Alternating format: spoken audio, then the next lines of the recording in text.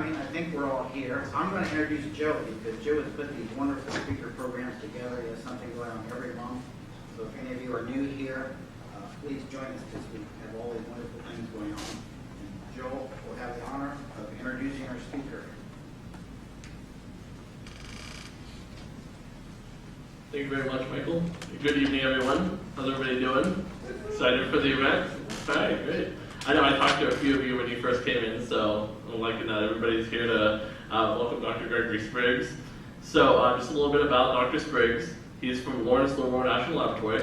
He's currently the nuclear weapons physicist in the design physics department. And part of his job is what he'll talk about tonight, which is a film scanning and reanalysis project. So they take 7,500 pieces of footage, scientific films from EG&G, and they go back over it, scan them, and they get back some of that benchmark data using newer technology. So really taking what we had from before and implementing it in a new way, getting more data. So a really fascinating project, how we can go back and mine some of that stuff for more data. And prior to going to Lawrence Livermore National Laboratory, he was also at Los Alamos National Laboratory, and before that at the General Electric. So really want to thank Nelson Cochran here. He's our vice chairman of the board, and he really helped get us in contact with Dr. Spriggs and helped facilitate this and get this going. And I know for me, it's been one of the ones I've been looking forward to since it was announced. So I think without further ado, I'll introduce Dr. Gregory Spriggs.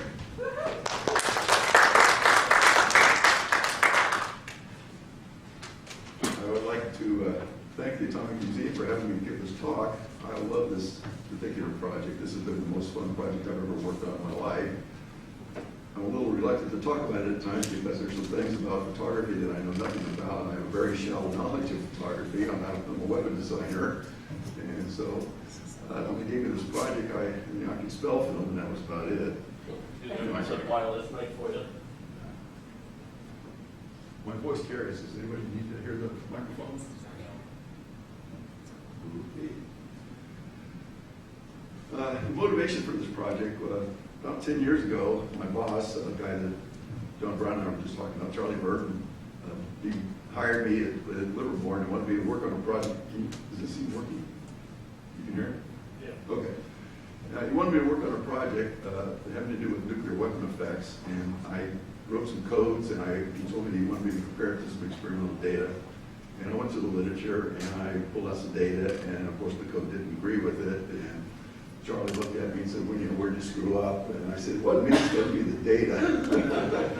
So he said, well, go prove it. So it turned out in our archive, we had about 250 original films from EG&G of the atmospheric test.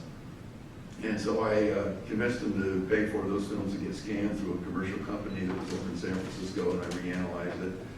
And lo and behold, I did not get the same answers that EG&G got years before.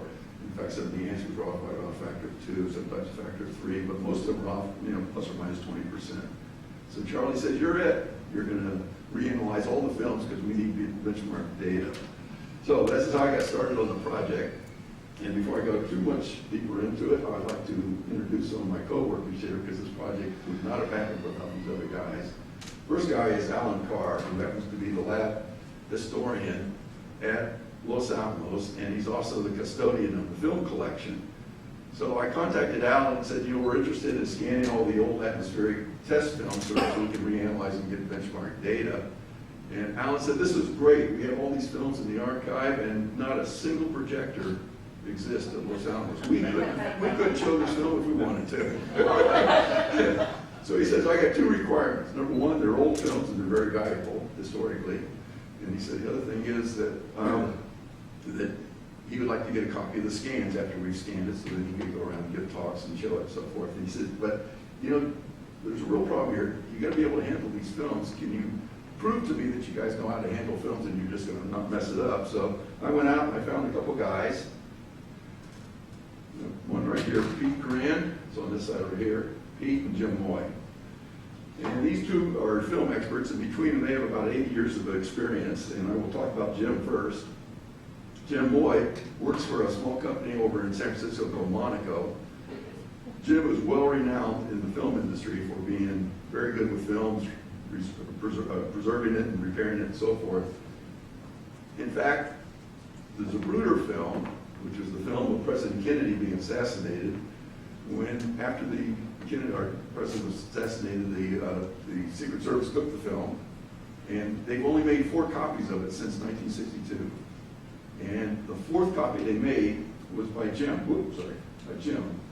They came to him and they said, "You're the only person that we trust in the United States to actually handle this film and make another copy of it." That's how well respected he is in the film industry. So Jim's a big plus. So he's our scanning expert. And then we have Pete Grant, who was famous for making Trinity and Beyond. And he also wrote this book. This is really a great book down here. You can get this on Amazon. Actually, I think you can get this in your gift shop. Yes. So this book here is really a fascinating book to read. A lot of pictures in there and a good history of the atomic bomb photography. Pete also won an Academy Award, not for acting. He won a Scientific Academy Award for his film restoration technique that he invented. So, highly respected man in the film industry. In terms of the analysis, I got lucky. I met a guy who came to Livermore on a tour with some Air Force cadets. His name was Ben Kowash. Ben is an image processing expert, and here we have all these films. They've now been digitized, and we needed to figure out a way to analyze these things and automate the process because there are about 9,000 films, and it's very tedious to do by hand. So I got lucky, and Ben has been working here. Ben has been working here as a stockpile associate. He is a lieutenant colonel in the Air Force, and he's due to rotate out next June. And then finally, my little troop of cadets. Every year, Livermore hires about 600 summer students on that work, plus or minus 100 or so, and about 100 of those come from the military academies. And we advertise job projects that we like the students to do, and then the students look through it, and then they apply for the job. And it turns out that I get about 6 or 7 cadets every year from the Naval Academy, from West Point, and from the Air Force Academy. And they come in and they help me do the analysis. They write some of the analysis tools using MATLAB or Python or Java or whatever it is. It's really great. These guys are really sharp. It's unbelievable how smart they are. And from this, they usually end up writing a technical paper. And it goes through the lab process and so forth, and they actually publish this in peer-reviewed journals, or they go to national conferences and present papers on this particular subject, on the analysis of some of their work. So, brief history of EG&G. Again, this is where I feel very uncomfortable because, number one, I'm a weapon designer, not a film expert, and number two, I wasn't there. So what I know about this, I got from technical documents, and so I'm sure there are people out there who look at this and say, no, this is all wrong. Wrong. Please tell me this, because I need to know what the right answer is. But if you look at the history, when it first started out, I guess the photography was assigned to Los Alamos into a division here called the Photographic and Optics Division here, and they also shared this responsibility with the Army Air Corps. The Air Force wasn't in existence at the time. This was actually the Air Force that was owned by the Army itself. And they did the photography on Trinity and Hiroshima and Nagasaki and on Operations Crossroad in 1946. Trinity went off okay, but these 2 shots right here, these weren't really tests. They messed up on the photography there, and I guess the only film that was actually taken of these 2 shots was from Harold Agnew, who took a shot with a private camera on the bomber that bombed Hiroshima. It's the only film that we have of Hiroshima. There was no films in Nagasaki because the pilot the crew member that was supposed to run the cameras, they didn't have a parachute for him, so they kicked him off the plane. Nobody knew how to run the camera. So there were no film records of Nagasaki. Okay? So after Crossroads, the Army stood up, the Air Force stood up in September 1947, and they went ahead and said, well, let's let Los Alamos concentrate on designing weapons and let the Air Force do the photography. So this particular squadron was stood up, and they were responsible for doing the scientific filming and also for doing the documentary filming. And the documentary filming was done under this studio called Outlook Mountains Studio. It was down in Hollywood someplace. Big facility. So they did that, and then it became obvious that the Air Force didn't actually have the expertise to do high-speed photography, so they hired EG&G. And EG&G started in 1947. And they did all the atmospheric operations here from 1951 all the way up to 1962. And we stopped doing atmospheric testing in 1962. Here's a picture of the 3 guys. They were all from MIT.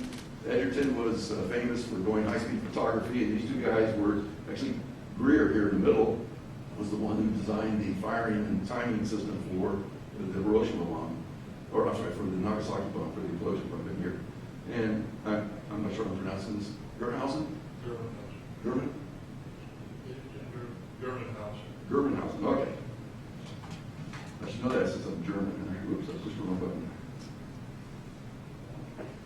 So we were looking to see how many films we need to scan here, and we did just a quick count here. Here's the number of atmospheric tests that were performed by category here, air burst, air drop, balloon, and so forth. And there were about 210 shots, and probably out of that there were about 30 safety shots where there wasn't a yield, so you wouldn't expect to see much.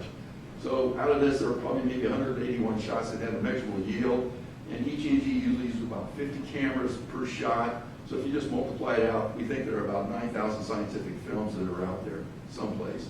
And the average number of frames per film is around 2,000, and so we're talking about scanning about 18 million frames total when the project is over. And we're about halfway done, which I'm going to talk about a little bit later here. So, just a little history about the films themselves. When the testing era was going on, there was a technical report that was all from Kodak and said that they, in support of this test program, they had actually tested over 800 different film types. These were different emulsions on different types of film base, just to see if they could come up with a better film that had a larger dynamic range. When nuclear detonation occurs, the light output changes by about 12 orders of magnitude. The best film that Kodak has ever made only captures 4 orders of magnitude of light variation. So you have to stagger these cameras, and you have to put optical filters in front of it in order to catch a larger dynamic range. And so if you look at the sensitivity of you and I, this is the response up here. This curve, as this thing goes up, your eye is more sensitive to it, so it's more sensitive to the green. And if you look at some of the films that were developed by Kodak, it was finally when they got down to the panchromatic film here that this distribution or sensitivity was almost the same as the eye. But they went on to develop other films, realizing that some of these fireballs, as they cooled off, they were still putting off infrared, so they developed an infrared film that was sensitive so you could see other parts of the detonation. In fact, here's one of the pictures of it. Here's the infrared. Most of these shots were done early in the morning, so it wouldn't mess up the fireball photography.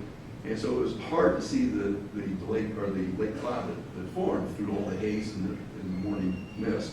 And so they used this IR film, and you basically, because all the heat was being given off to this cloud, it was still pretty hot, you could actually see it. So a big improvement here on the lake cloud photography. Then they had another kind of film. They were trying to make the optical density range larger. Instead of 4 orders of magnitude, they wanted to find film that would do 5 or 6 orders of magnitude. And they came up with this extended range film, and basically they had 3 different layers, 3 different film speeds on here with some colored dye. So when it was really hot, you got this sort of a black dot here. And as it cooled off, it went through reds and back down to yellows again. And this effectively increased the range of the film by about a factor of 3. So this was a big improvement. And we have some of these films that we're scanning also, trying to reanalyze them. The big problem, they use these films primarily to figure out the yield. And they used an equation by a British scientist by the name of Geoffrey Taylor, who derived an equation for a shock wave in air. And he said, if you could measure the position of the shock wave as a function of time, you can figure out what the yield was from that device. And so they said, but in order to capture that shock wave, you have to have a high-speed camera. Normal film runs at 24 frames a second in an intermittent camera. Intermittent camera, basically, you have to take a piece of film, you put it behind the lens, you stop it, you open up the shutter, you let light in, it exposes the frame, you close the shutter, then you move the film by 1 frame, open the shutter, let light in, close it, move it again by 1 frame, and you do that 24 times a second. In order to do this kind of photography they were looking for, they have to do that 2,400 times a second, a factor of 100. So they had to have some other kind of a camera other than an intermittent camera in order to do this. And so they came up with these 2 cameras here, FastTech, which was actually developed by AT&G, and Eastman Kodak had come up with another camera, this high-speed camera. And I want to show you the principle of this, because this is kind of a fascinating topic here of this high-speed photography. You have to understand it in order to analyze these films. But here's the lens and light coming in, and they had this prism between these 2 blocks here. And this prism would direct the light onto this film, and this film was moving continuously behind the lens. So this film was going at some speed, maybe 500 frames a second or even faster than that. And this lens, the light would come in, the prism would bend it and shine it onto this film, and as the film moved, the lens would rotate. The lens and the film were actually coupled together mechanically. And so you would shine this image on here, and that would give you enough time, enough exposure on the film to actually capture that image. All right, so I want to show you a film that shows this, because this picture doesn't do it justice. I just have to get out of PowerPoint for a minute. We found this on the internet.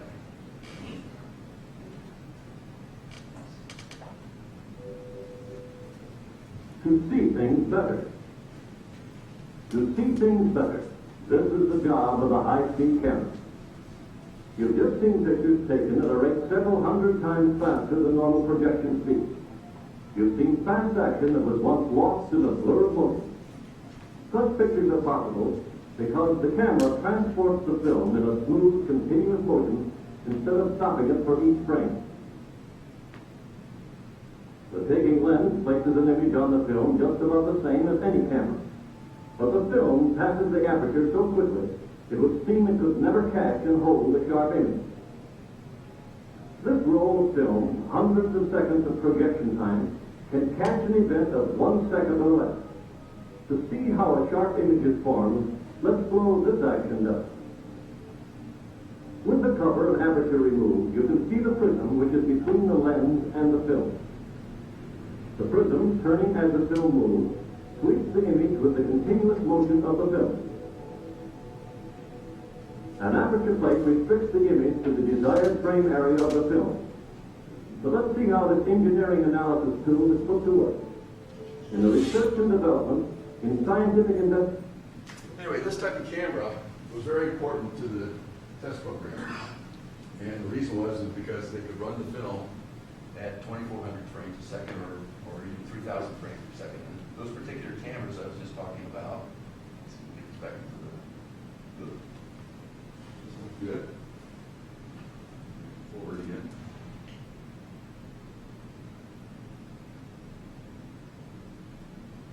I get it.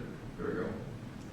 These two cameras were basically the workhorse for the photography for the atmospheric shots. They captured the shock wave as a function of time using these high-speed cameras that were prism cameras. And this, what they would take, and on any particular shot, they might have anywhere from 10 of these cameras to 15 of them filmed in the same shot, just in case one of them failed. And a lot of times they did fail. And so there were a lot of films that were called fireball films, which were filmed with these high-speed cameras, and they would run anywhere from about 2,000 frames per second up to about 3,000 frames per second, which was fast enough to capture the shock wave. But they had a problem with those cameras. The roll of film that went on the inside was only about 100 feet long. And so if you ran the film at 2,400 frames a second, it went through the film very quickly. So they had to wait to start the camera until the detonation was about to occur. So they would start the cameras anywhere from about a half a second to about a second and a half. The film would come up, or the camera would bring it up to speed, and they would catch it. You know, they didn't know exactly where it was going to be. It was sort of a random thing, but they would finally catch the detonation when the camera was running maybe at 2,500 frames a second or 2,000, whatever. It usually had a target number, and by knowing that particular camera and how the motor accelerated, it could just about nail what the frame rate would be during the detonation. But the problem was that those cameras were not synced to time zero. They weren't synced to when the detonation occurred. And if you look at the time, you need to capture that shock wave at a precise point in time. And if you don't know when the detonation occurs, then you're going to get some uncertainty. And for the low yield stuff, this was a very big uncertainty. You could change the yield by almost a factor of 2 just by not knowing when the detonation occurred. So they came up with another camera. This was designed by EG&G, a guy by the name of Charlie Wyckoff. And this is called a Rapitronic camera. It was a very clever camera here. It stood for Rapid Action Electronic Shutter. And what it was a camera that took a single snapshot. And they used the trigger, the gamma pulse coming off of the detonation to trigger the camera. Then they had these delay circuits that would then trigger each of these individual Rapitronic cameras. Now what made these cameras unique was that it used a crystal as the shutter. And what they did was they had two crystals that were basically crosswise with each other, and that would block the light, and they would put a strong electric current across it, and they would reorient, and the light would come through the crystal, take the electric current off, and it goes back to where it was. So they could open and close the shutter in 4 microseconds. So by having the thing start off with a gamma pulse and then opening and closing that shutter in 4 microseconds, they were able to capture very precise moments in time on that shock wave and then measure it. And here's some pictures taken from Rapidtronic here. So here's one that's taken a little bit early. This was Whitney. It was a 19 kiloton tower shot. And it was very early. It was a tower, and you can see the tower here. But basically, you had high energy X-rays coming off from the hot plasma that went out into the air here. It caused scintillations, and it actually captured that feathering look here. So we have lots of Rapidtronic cameras that at very early times you see this feathering. But later on, as the shock wave sort of slows down, you get a nice round fireball like this. So here's climax. This is a 61 kiloton airdrop here. You can see the fireball there on the shock wave front, and you can measure that very precisely, probably to within maybe 0.1%. And the precision time, because of the timing circuit, they knew exactly when that camera took this snapshot. So they were able to use these Rapidtronic cameras, and in conjunction with films, with the prism cameras, in order to normalize the films, the prism cameras, to figure out when time zero was on each of those films. And then they got a continuous picture of the shock wave as a function of time with the right time scale. For some of the earlier or later stuff, as the shock wave moves out further and further away from the detonation point and slows down, and then you get to this early cloud behavior and the late cloud behavior, they started using these 35 millimeter films here. These were running actually anywhere from 1 frame per second up to maybe 125 frames per second. And the 70 millimeter cameras were much bigger format, which they needed to capture the late cloud stuff because it was so big. They would use these different 70 millimeter cameras in order to capture it. And then they also use these K17 aerial cameras. The film format in that, the film is literally 9.5 inches high. It's a huge format. I mean, it's the roll maybe like this, but the film is that high. And so we have to scan that on a flatbed scanner 1 frame at a time in order to get it done. But our other scanner, we can scan 70 millimeter and 35 millimeter automatically. And here are pictures of the 3 different cameras. This camera, I wish they had come up with this much earlier in the test series. I wish they had used it more consistently. It was called a slit camera. General Radio was actually another subsidiary of EG&G. And they invented this camera here. Basically, it was the same sort of camera where the film was moving continuously behind the lens. But instead of having a rotating prism, they just simply had some slits in basically a lens cap, okay, which allowed light in. And when the light came in, they would make a streak onto the film here. So they're also called streak cameras here.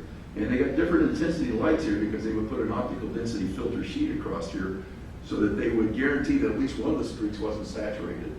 So it was very clever. And also they could put color filters in front of these slits so that they could also look at spectral effects as a function of time when the fireball was evolving. We took the streak cameras here, when we scanned them, we're able to get, for a typical 35 millimeter scan, we're able to get 2,186 pixels across here. So every pixel row across here represents 1 data point in time. And every pixel represents about 8.5 microseconds in time for us to look at the light output from nuclear detonation. And from that, we're able to plot then the light output, and you can see the characteristic double light pulse from a nuclear detonation in an atmospheric test. On each of these curves, it represents about 20 million data points per streak. Lots of data. They could not have done this in 1950. In fact, they took these films, and I never saw anything in the literature that said they analyzed them. And it was because it was so hard to get the optical density as a function of time off of this.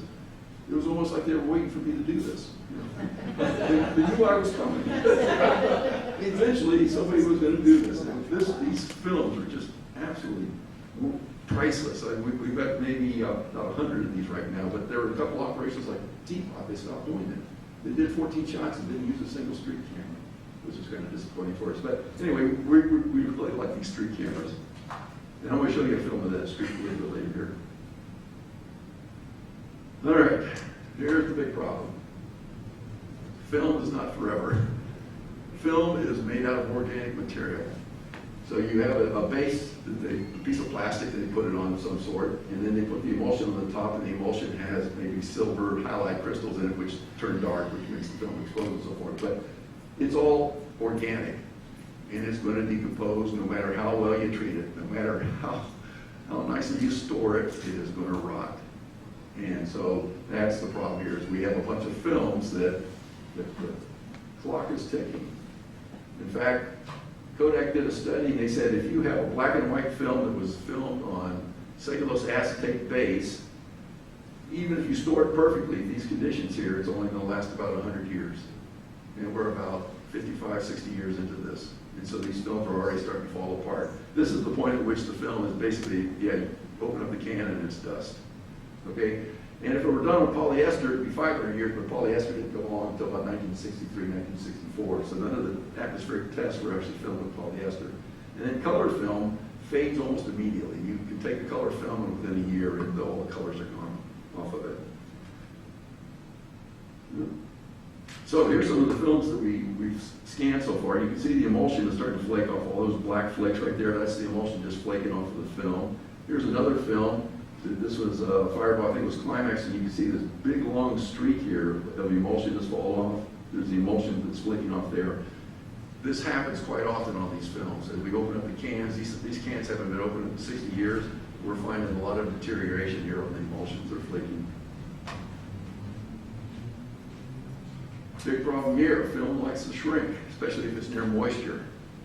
And it doesn't shrink uniformly along the length as it does across the width. And so when you get this change in shrinkage, it causes things like buckling and fluting, twist and curling and spoking and embossing. Big problems there. And then there's another problem here, is that when the film shrinks, film was designed to be run through negatives were designed to be run through a developer, not through a projector. Projectors are designed to run prints, and the holes between, or the distance between the holes on prints is slightly bigger than the holes between negatives. So you can't run these films through a sprocket machine. You will rip them up. And you can see a picture here. We took a picture of one of them. We tried to run it through one of our sprocket machines. We stopped because the shrinkage was too much.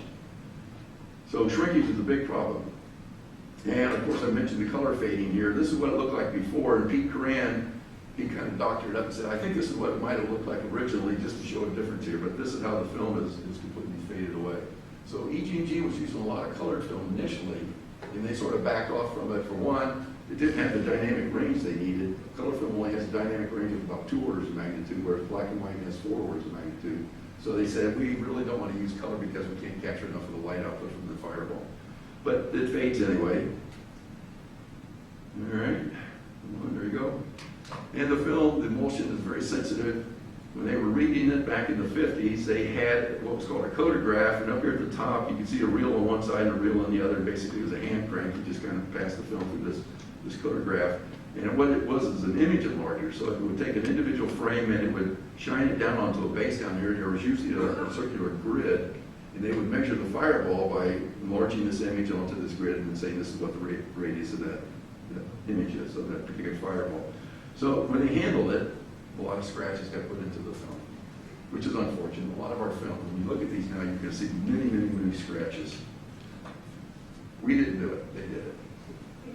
So EG&G said, well, I got an idea. Why don't we put a lacquer on the film, and that'll protect the emulsion from getting scratched, which was great, except the lacquer turned yellow. Not good. And then if you try to remove it, if you don't use the right chemical, within a couple of days, this is what happens to the film. It completely deteriorates. So the lacquer really does do harm to it. So we just said we're going to leave the lacquer on and just live with it, even with it being yellow. And then a big problem here, big problem. On cellulose acetate film, when it decomposes, one of the byproducts is vinegar. And so you get this syndrome called Vinegar Syndrome, which basically eats through the film and makes it useless. It'll turn it into goo, and then after it dries out, it turns into dust. And so Vinegar Syndrome here starts to eat into these films. And if you have these films stored in a can that's sealed, it accelerates. When you store film, you want to put it in a film that has air vents in it so you can circulate those and get those gases out of that can. And these cans that were used by EG&G were not archival cans. These were just temporary cans you put them in, and they sealed it up too tight. So every time we open up a can now, you get this waft of vinegar that you can smell from these cans, and telling us that Vinegar Syndrome is on its way. And if you do this with nitrate, if the film was on cellulose nitrate instead of cellulose acetate, it decomposes even faster. It doesn't produce vinegar, but it's just another decomposition process. And cellulose nitrate decomposes probably a factor of 3 faster than cellulose acetate. So, we opened up some Trinity films. Trinity was filmed in 1945, and we opened up these cans, and it was on nitrate, and you can see 3 of the cans. This was 3 out of 6 that we opened up. The other 3 were also just as bad as this. They had all decomposed like this. They're worthless now. Can't do anything with it. No. So Alan, his ears perked up. He said, "Yeah, we got to do something about this." So Los Alamos made a film. If you don't mind, I'll show it to you.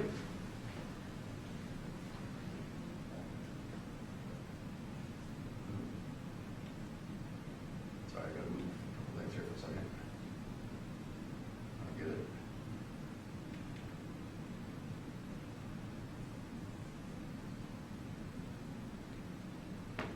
I'm not going to get it. Where's it at? Oh, here it is. I'm sorry. Right in front of me. Los Alamos National Laboratory owns approximately 20,000 reels of motion picture film. And we started our collection back during World War II, during the Trinity test. The Trinity test, of course, was the world's first nuclear weapons test. They weren't filming it just for history's sake. They were filming it because they wanted good pictures of the fireball, because they would be able to calculate the yield of the test. We wanted to preserve the data that we recorded on these films so that future generations of nuclear weapon physicists can reanalyze the films and actually use it as a training aid. We bought a film scanner so we could digitize it.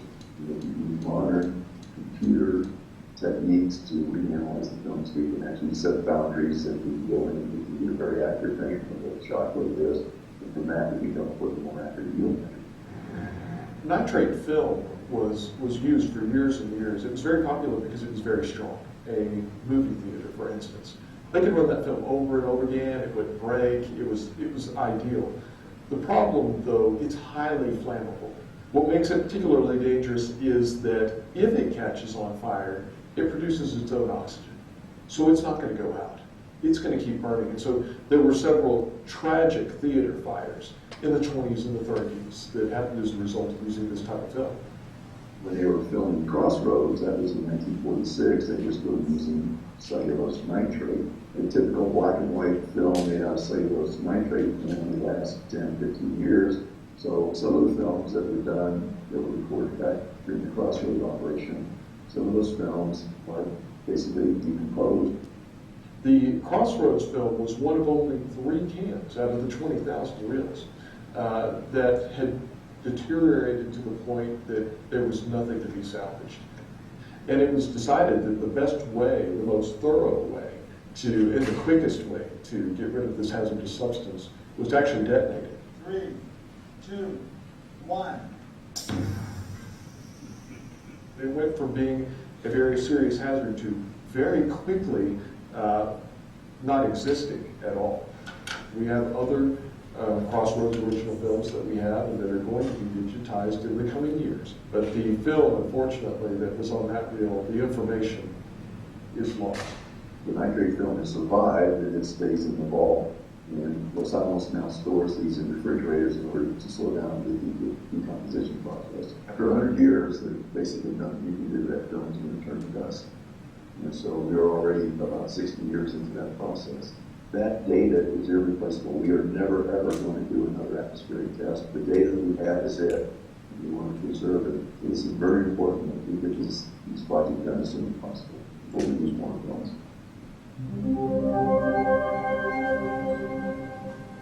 So there were other ways that were proposed to get rid of it, but Alan really liked to blow things up. That was his call. He just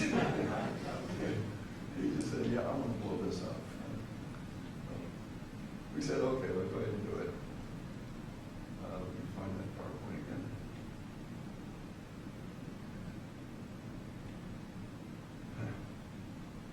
Naturally, it starts at the very beginning, right?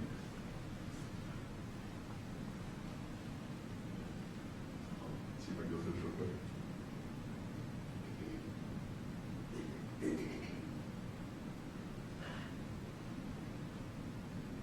All right, so this is Trinity. That's what we're talking about. So, some of the details about how we actually scan these films. Again, the films have all shrunken, and they have all curled and buckled and twisted and so forth, and you can't run it through a sprocket type scanner. The scanning industry was a niche industry for about 15 years down in Hollywood. Hollywood wanted to scan every film they ever made and get rid of the original films. So people were building these scanners, and there must have been, I don't know, 100 companies that were scanning films, but they were told to scan brand new prints. And so they built sprocket machines that were to get really perfect registration of each frame so the film wasn't flickering when you were watching it in the movie theater. But we couldn't do that. We had these shrunken films, and we had to have some sort of system here that was sprocketless. So I went to Sweden, and we talked to this company over here, Image Systems, who told us they could build a sprocketless system here where it was casting driven, which is basically two rollers that pinch the film between it, and you kind of spin the rollers and the film moves with it. And they had two cameras up here. This one camera captured the frame as it came through and took a picture of it. This other camera just looked at the perforations, and it lined up the perfs such that they would get the frames perfectly lined up from one frame to the next. So it was a sync camera. They call it a sync camera in order to keep the frames from drifting. They know when to stop the film. So this particular transport system here moves the film through this lighthouse here. This camera here takes a snapshot of it, and you get a nice picture. And so we had a sprocketless system, and we also wanted non-contact gates. Most gates, they try to take the film, and if the film is just slightly curled, then you would expect part of the film to be in focus and part of it to be out of focus. And if we did that, then we would end up potentially scratching the films and making the emulsion worse. So we said we could live with the out of focus problem here as long as we don't damage the film. So we have non-contact gates. We don't close anything on the film to flatten it out, which makes, again, some of the films make a little the edge look a little out of focus. It's a true frame-by-frame scan. There are scanners out there that don't scan frame-by-frame. They actually do superposition frames. But this one is a true frame-by-frame scanner, and it's 12-bit camera depth. Very important. The film itself has an optical depth. You can go from 0 to 4 on the density, and it's basically continuous. It's a smooth function here. But when you start to digitize it with a digital camera, the bit depth of the camera determines how many tones you can record. So if you have an 8-bit camera, a black and white camera, you can only record 256 tones of gray. If you have a 12-bit camera, you can record 4,096 tones of gray.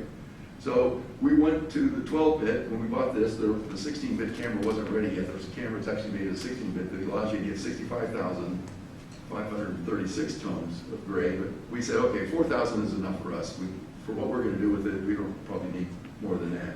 So we have a 12-bit camera for the black and white, and all color cameras come as 8-bit because you can take 8-bit, you have 256 cube, and that's the number of colors that you get. So you got like 13 million colors from an 8-bit RGB camera. The spatial resolution is also a big problem. You have film, and it's continuous, right? A nice smooth function here, and I want to talk about this microfile film, but it's very, very smooth. It's basically analog. And then you're digitizing, you're turning it into pixels. And so you're losing spatial information because of that process. So we were trying to scan it in the highest resolution possible for us. And again, when we bought this 5 years ago, this was it. So for a 16 millimeter, it was scanned in 2K, which means that basically you had 2K in one direction, in this direction here, and then about 1,000 pixels in this direction. And for a 35 millimeter, it's called 4K because you have 4,000 pixels in this direction, 2,000 in that direction. And then the 70 millimeters is scanned in 8K resolution. So this was about it 5 years ago. Now, 10 years from now, somebody's going to come up with a much better digital camera that's going to give you better spatial resolution, and they're probably going to want to do this project over again, which is fine. But for now, this is what we have. Now, the whole point of the scanner, this was very important for us, is here's a picture of one frame. And it has on here a sort of a pixel pattern, a density pattern here, that if you were to measure the optical density with a densitometer, at this particular point here, you want the scanner to give you the same identical density. We want an exact copy from the density standpoint. And density is just a measure of how dark the film gets when you expose it to light. So what we wanted to do was make sure that if we measured the optical density at any point there, then on this point over here, the scanner gave us the same optical density. It took us 1.5 years to calibrate this machine to get it to do that. They made something like 6 different changes to their software until they finally got the optical density right. And again, it was because they designed a system for Hollywood. Hollywood doesn't care about the optical density. When they scan a film, they know it's going to be off. And then they hire a professional color professionalist, a professional colorist. That's what it is. Professional colorist who goes in and tweaks the colors anyway. He wants it to look pretty for you when you go to the theater. So they don't care if the density is off or not. So this company didn't care either, but when I did the calibration, it took about a year and a half for us to get it right. All right. So we also only scan originals. And the reason is there's one original in the camera. That's the film that comes out of the camera.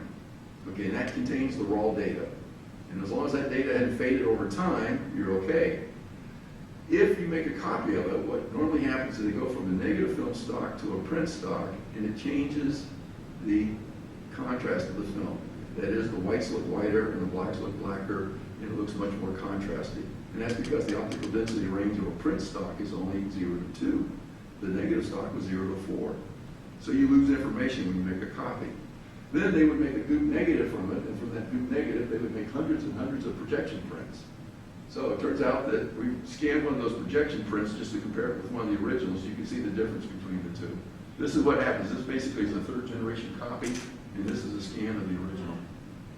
So we only scan negatives for the scientific project, for my project, but Alan says we got a bunch of prints, and we also want those scanned just for historic reasons.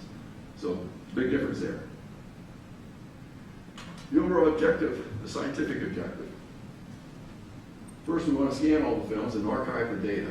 So this is what Alan wants. This was his number one goal here, was give you the data after you've done it. Number two, my boss said I wanted to have more more accurate yield determinations. And so that was my primary goal, was to go back, reanalyze these films using computer technology and come up with more accurate yields.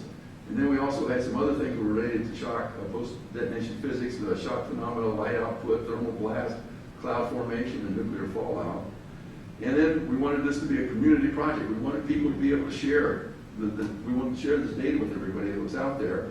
And so our goal was to get everybody else involved in this project. And then we wanted this data to be benchmark data so we could validate our computer codes and come up with more physics models. So we have a lot of people involved here. We're taking the lead on the science part. Los Alamos is participating, and I also have some scientists working on it. Sandia, the same thing here. The DITRIAC is a film archive down in Albuquerque on Kirtland Air Force Base. They're involved. And of course all the naval cadets and the West Point cadets and so forth. And scientists from AWE are involved in this project. So a lot of people involved in it. Not sure if this is really that important to talk about, but here on the yield estimate here, we were able to drive the uncertainty, not only get a better answer for the yield, but we were able to drive the uncertainty of that yield down from about plus or minus 10% down to less than plus or minus 1%. So we not only got a more accurate yield, but it's more precise. And it's because we were able to analyze more films, and we were able to do a better job of it. So here's statistically, here are all the films we analyzed for Climax, and we ended up with a yield down here that was like 60 kilotons plus or minus 0.3 kilotons. Very accurate, very accurate. So this has been a big success for us here. Also in the shockwave physics, we had some guys running a computer code called HiChem, and they said, could you give us some of your Rapitronic plots so we can compare it to our shockwave solution to see if they agree. So here are the Rapitronic plates from Climax, and you can see that it agrees with their computer codes very well, very nicely. They really like that. And we are also doing lake cloud modeling. We are looking at cloud formation and comparing it to our computer models. And again, we're getting very good comparisons of the models with the data. You can get very accurate cloud heights off of the films. And from all this data, we're also able to formulate new and improved correlations. Typical correlations from nuclear data is scattered maybe plus or minus 20%. This particular set of data here on this particular correlation was the asymptotic radius of the fireball is about plus or minus 1%. This is phenomenal here in order to see this from what they had from EG&G. We're very proud of that. And from the light output, we talked a little bit from the street cameras. We're also looking at the FastTAC cameras and looking at light output, and we're seeing structures down here that nobody's ever seen before. And the code guys went back and they started looking at their models, and sure enough, they started looking at this in more detail, and they're starting to see it. And they're going, whoa, where'd that come from?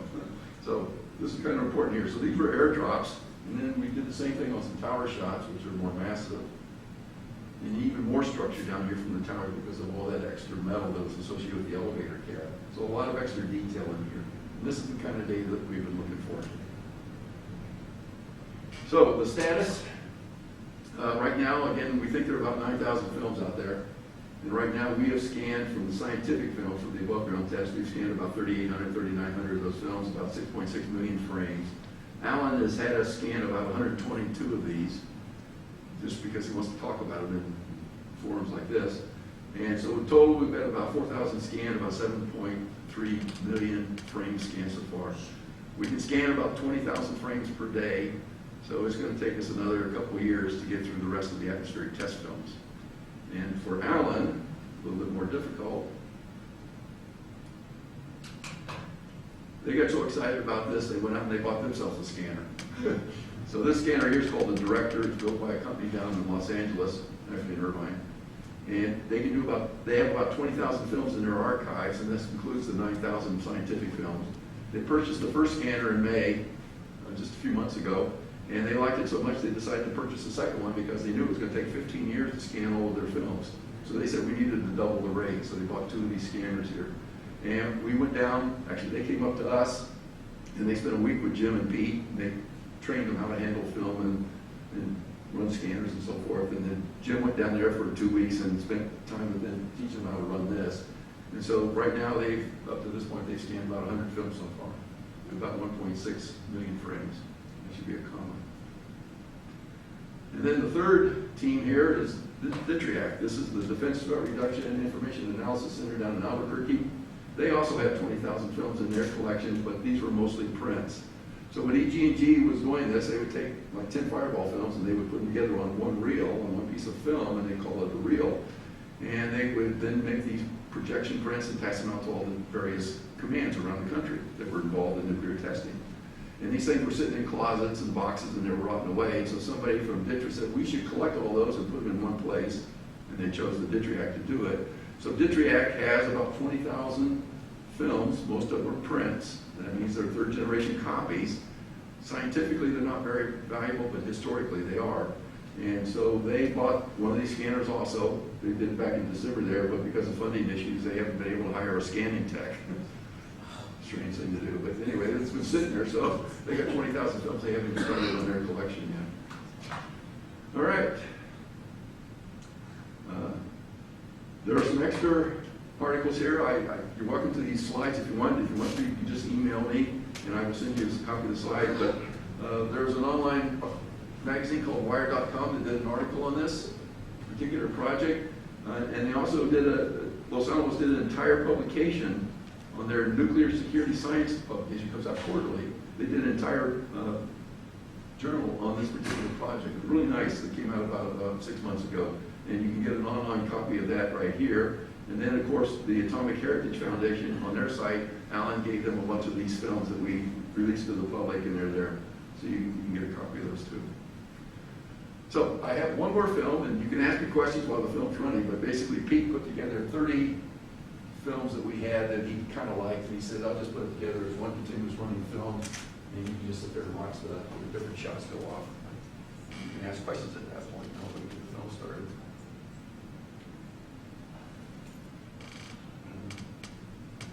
Somewhere.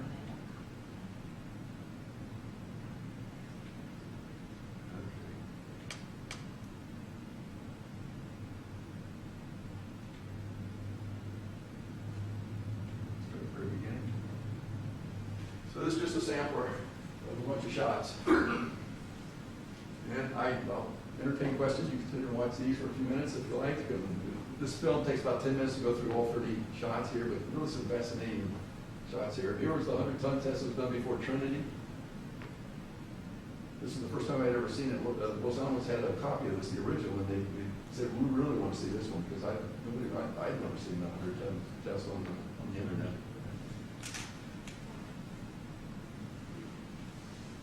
Question, your scanners, does it, so it syncs with the spot and then takes a photo? Yes. Okay, does the next one syncs? Yes. So it's perfect alignment, so the film isn't jittery. Okay, and control over your light source also? Yes, we calibrated every day. The light source is calibrated because the light bulb gets weaker and weaker every day as you run it. This was the Harold Agnew film that was Hiroshima. It was mislabeled. Pete put the wrong placard on. He said it was Nagasaki, but it was actually Hiroshima.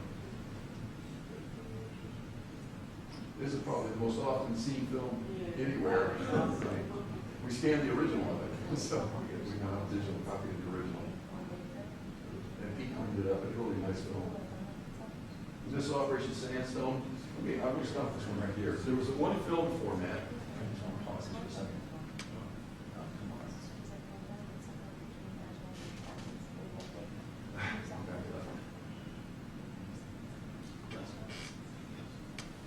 These shots weren't all done at the test site, were they? They were done in the Pacific? I'm sorry? These shots were They were either the test site, MTS, or PPG. It was a combination. We just have all of it. It's just the whole operation. It doesn't matter whether it's Los Alamos or Livermore. Was Trinity down here? I'm sorry? Was Trinity down here? What is it? Trinity. Everything's Oh, that was the first one. That was the very first one. Okay, now I see. This was a special film that was used during Sandstone by the Air Force. They said, you know, we want to capture the shock wave. Instead of running the camera at 3,000 frames, we want to effectively run it at 6,000 frames. So they used a special format called a double 8mm. This is actually two 8mm images superimposed on a 16mm film. So they ran the camera at 3,000 frames per second, but two images per frame, they got 6,000 frames per second. But it turned out that the image was too small for them to get an accurate picture of the shock wave, so they had better time resolution, but worse spatial resolution. So they finally abandoned it. But all of Sandstone, all of the films from Sandstone are in this double 8mm format. Who did the photography of the Sandstone? That was done by the Air Force.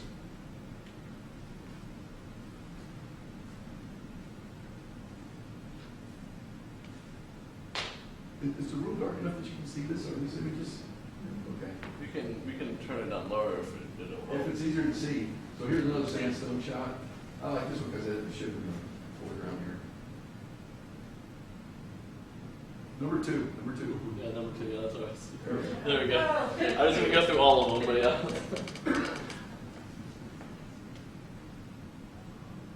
So the streaks we see, are those the lines that you were talking about? The scratches or? Yeah. Yeah, most of them are scratches. And From that. we don't doctor anything up because once you start doctoring up, you're changing the optical density, you're changing the real data. These are some of the color films that they use that were fading away. Heat went and kind of restored some of the colors. Here's a fireball film from Ranger. You can see some of the scratches and stuff that show up. And the film was jittery. All those cameras out there in MTS, the wind was blowing, and the photo trailer was swinging back and forth.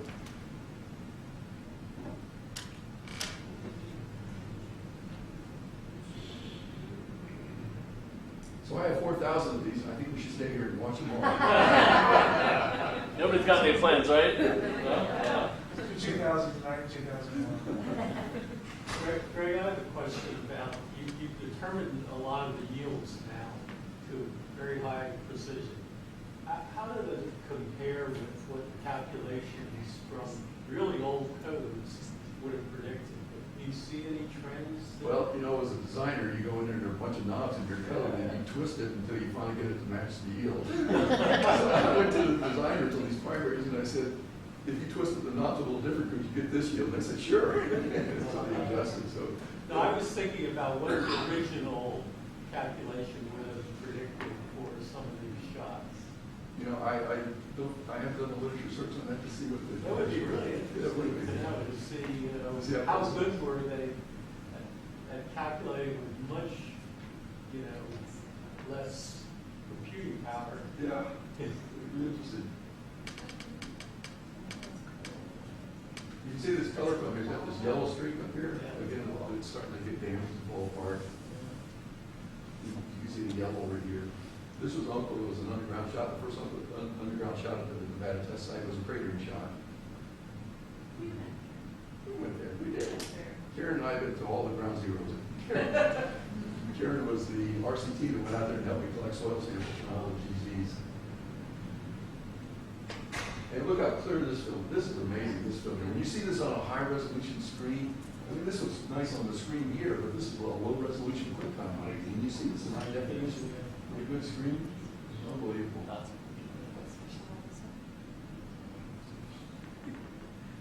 How far are these cameras away usually? Depending on what the yield was, but most of the yields out of NTS, the cameras were anywhere from 3,000 meters out to 5,000 meters away. Out in the Nevada, or out in the Pacific areas, sometimes 50 miles away on different islands. This particular shot here was King. This was the highest yield fission-only device developed by the United States. It had a yield of about 500 kilotons, but it was fission-only. This was the highest yield airdrop performed at the Nevada test site. This was Climax, 61 kilotons. And these streamers that you see here, they were used to measure the shock wave as it separated from the fireball. The shock wave disappears off the film, but it makes an optical illusion with those smoke trails, and you can tell where the shock wave is.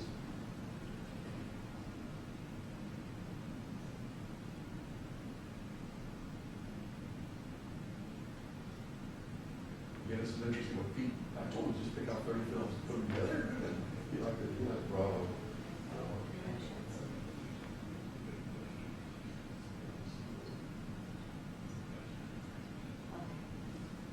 This was a barge shot. They did a lot of shots out in the Pacific where they put the weapon on top of a barge and they would detonate it. They would moor it over deep water and detonate some shots. They did 36 barge shots all total.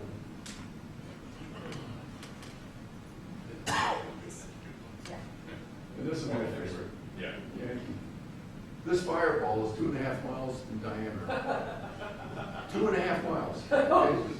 If you're traveling at 60 miles an hour, you're traveling at 1 mile a minute. The drive across the diameter of that fireball takes you 2.5 minutes going 60 miles. That's a big fireball.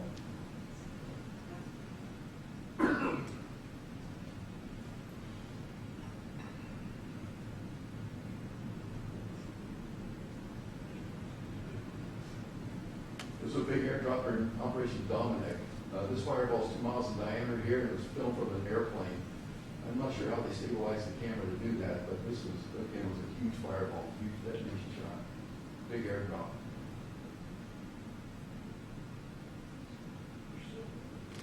This is a balloon shot. You can see the top of the balloon up here. Kind of makes a little cap on the top of it. When I slowed it down, you can see the balloon actually get sucked into the fireball. Do you see the scratches?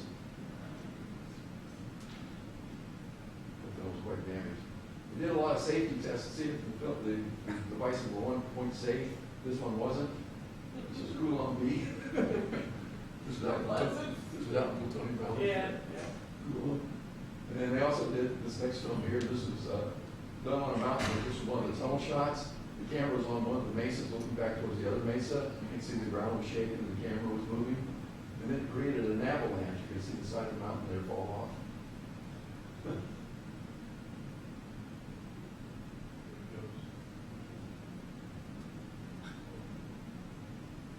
Big surface shot.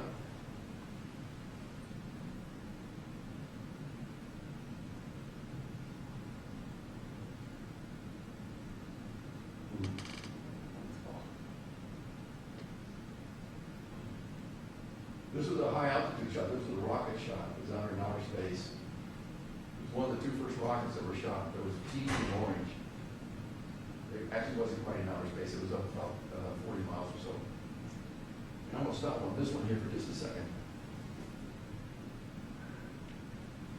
This particular film is a film of a shaft that's drilled.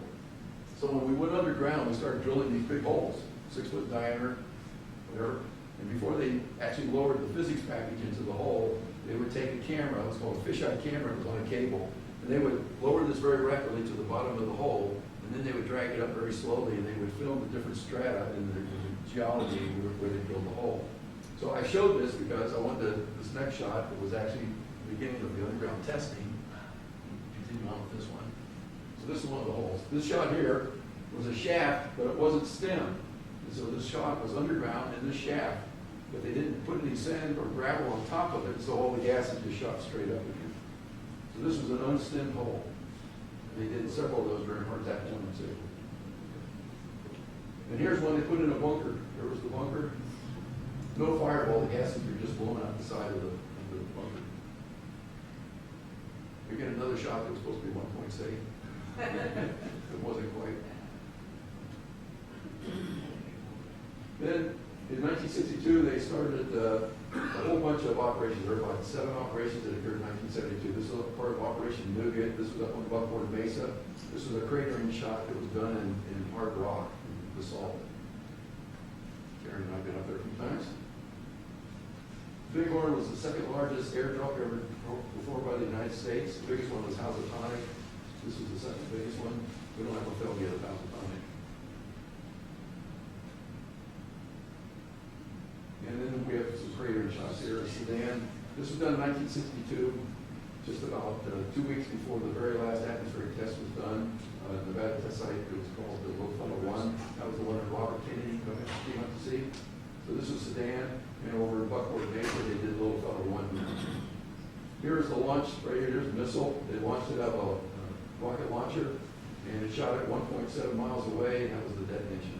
It happened about 10 feet above ground.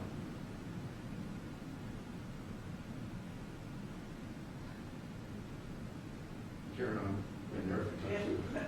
And this is my favorite. I gotta stop the film this one. I say this because when I was a kid, back it up a little bit. My dad was in the Navy, and he was stationed on Midway Island in 1962. And so he came home one day and said, "We're going to go out and see an atomic bomb." I was 11 years old. I was an atomic bomb, Dad. Anyway, he took us out. This shot was called Starfish Prime. It was 1.4 megatons. It was 237 miles up. It was over Johnson Island, which was about 400 miles south of Midway. It was shot at 10 o'clock at night, and when it went off, the sky lit up like it was noon. And it took about 15 minutes for all the different colors to fade away before it turned back to pitch black again. So this was the shot that I got to see, my one atmospheric shot. Is that a ship in the foreground? That was an airplane wing. We told us that was an airplane. Yeah, that's an airplane. You know, but again, this was 237 miles up in outer space. So this is Starfish Prime. I started up in here. Yeah, the film is actually, every frame was taken about once every 15 or 20 seconds. This was Buggy. This is one that they did a cratering shot where they had 5 detonations go off almost simultaneously. They started with the center one, and they kind of worked their way out, and they tried to make a big canal here. This is part of the plowshare program. Another plowshare shot here is called Cabriolet. You can see these colored films are kind of faded. Pete kind of doctored them up a little bit, but they're still kind of grainy looking. And this was Schooner. This was in hard rock. This was a bigger version of Danny Boy. Danny Boy was a half a kiloton, and this was 31 kilotons. It would throw rocks that were the size of a car several miles away from the crater. That's how much energy was involved. And again, this is a good shot for me. I want to stop this one for just a second here. When they stopped doing testing, atmospheric testing, they went underground. And underground shots, they would dig a shaft and they put the weapon down in it. And when it exploded, there's a lot of air and soil. And what happens is this thing vaporizes and the pressure pushes the air out basically and densifies the soil in this outer ring where the shock wave kind of pushes up against the rock. And it makes a hole, makes a cavity. Okay, and then if there's too much weight above, then all that dirt kind of settles down and makes a subsidence crater. And this was a subsidence crater. This is typical of 800 shots that we did after the atmospheric testing. They did the shot, you can see the subsidence crater that get formed here. Just all that dirt collapses into a hole. So the atmospheric testing is done at this point, and all the other tests are now of this type here of your subsidence craters. And that was the last film. And there's a thanks to Pete and Jim Boyd for doing that. Scanning the film and putting it together. Okay. Any other questions? Where did the film for Trinity come from? The original was just a copy of something like They had 50 cameras on Trinity, so there are several of them survived. Is that what you mean? Yeah, but you said all the original Trinity film. Oh, there were 6 of them that disintegrated. There were still some originals that were still in existence, yeah. So that was an original film. That was the original, yeah. There were 50 cameras on Trinity in addition to a lot of still photograph.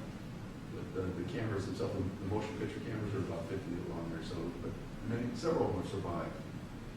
Yeah. But but some of them, obviously, have a dozen, they're disintegrated. So are there pictures of every shot except for Nagasaki? They don't have Nagasaki because they kick the cameraman off, but yeah, for every atmospheric shot, and even underground shot, they always film it. They always film the shot. But it turned out, I think about 20% of all underground shots leak. I think that was the number I heard. I go quoting on that, but they wanted to film it just in case it was a leaker, so they always had a camera on it.